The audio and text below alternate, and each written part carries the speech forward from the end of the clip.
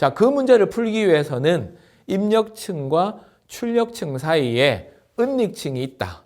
그래서 이런 경우 은닉층이 그림에는 2개입니다만 이게 뭐 개수가 2개로 제한되는 게 아니라 3개, 4개, 5개 얼마든지 있을 수 있죠. 그래서 다층 신경망이라고 표현하고 있고요. 이 은닉층이 너무너무 많다. 그럴 경우 뭐 다층 신경망을 말도 맞는 말이지만 심층 신경망, 이때 이제 딥이라는 용어가 나온 거죠. 그래서 다층 신경망 중에서도 은닉층이 너무너무 많은 경우를 우리가 심층 신경망이다. 이렇게 이제 표현하고 있는 것입니다.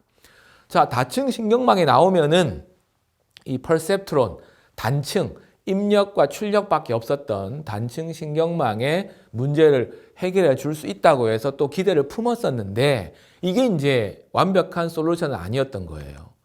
자, 다층 신경망 보시면요. 입력층에 출발해서 은닉층을 거쳐서 출력층으로 갑니다. 근데 이제 문제는 입력층과 출력층이 있을 때는 입력값을 넣으면 출력층에 나오고 그 출력층에서 나온 답이 정답이 아니면 이게 차이가 있네. 정답과 오차가 있네. 그러면 다시 피드백이 되는데 은닉층은 사실 정답이 없잖아요. 중간 과정이니까 오차를 보고 다시 조정할 수가 없었기 때문에 다층 신경망을 하면 뭔가 문제가 해결된다는 건 알았지만 이걸 학습을 시킨다는 거를 문제를 해결을 못했습니다.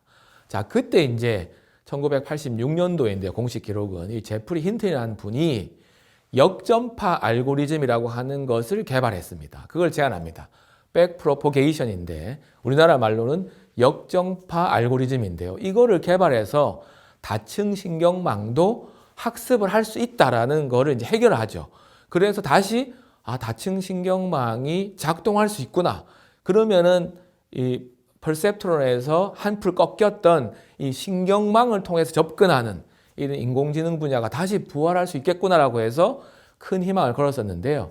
이 제프리 힌튼이 제안한 역전파 알고리즘은 사실 일반적인 흐름은 신경망의 흐름은 입력층에서 출발해서 은닉층을 거쳐서 출력층으로 나오는데 역전파는 출력층에서 출발해서 거꾸로 간다는 겁니다. 그러니까 역으로 간다는 거죠. 그래서 신경망의 출력 오차가 나오는 출력층에서 출발하면은 사실 바로 앞에가 이렇게 쭉 신경망이 입력층에서 출력층으로 흘러왔으니까 흘러오면서 데이터가 있으니까 반대로 가면서 오차를 조정해 나가면 이게 학습이 되지 않겠냐라고 제안하는 것이죠. 그래서 신경망의 출력층에서 출발해서 입력층 바로 앞에 있는 은닉층까지 역순으로 이동하면서 오차를 조정해 나가는 알고리즘이 역전파 알고리즘이거든요.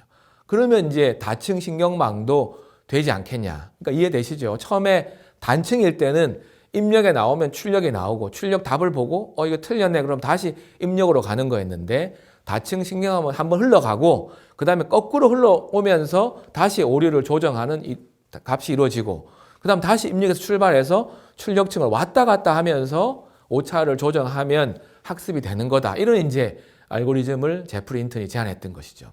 자, 그러다 보니 뭐 그 이후에도 여러 가지를 계속 제안했지만 제프리 힌튼이 이 다층 신경망, 특히 은닉층이 엄청 많은 그런 심층 신경망의 이제 대표적인 학자가 됐던 것이죠. 자, 이게 풀리다 보니까 그러면 우리가 뭔가 문제를 풀 때 여러분 이렇게 생각할 수도 있겠죠. 뭔가 입력값이 들어오면 출력값이 나오는데 제가 y는 ax란 굉장히 단순한 표현을 썼던 것 같은데요. 입력층과 출력층 사이에 은닉층이 많을수록 사실은 더 정교한 학습이 이루어질 수 있다는 생각을 하게 되겠죠. 그래서 은닉층을 굉장히 많이 두게 되겠죠. 그러면 이제 그게 이제 굉장히 많아져서 그냥 다층 신경망이라는 표현도 쓰지만 딥하다. 그래서 딥이라는 심층이라는 영어 표현을 딥이라고 표현을 써서 이제 오늘날 우리가 쓰고 있는 딥러닝이라는 개념이 이제 탄생하게 되는데 개념적으로는 은닉층이 많아질수록 더 정교한 출력이 될 것이다. 쉽게 말씀드리면 뭔가 세상의 사물은 여러 가지가 영향을 미쳐서 아웃풋이 나오는데 그 여러 가지를 계속 많이 넣으면 넣을수록 좋은 거죠.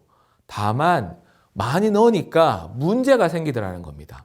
사실 문제가 생기는 이 부분을 개선 못하면 오늘날 딥러닝이 주목을 못 받았을 텐데 그 문제를 이제 개선하게 되는데요.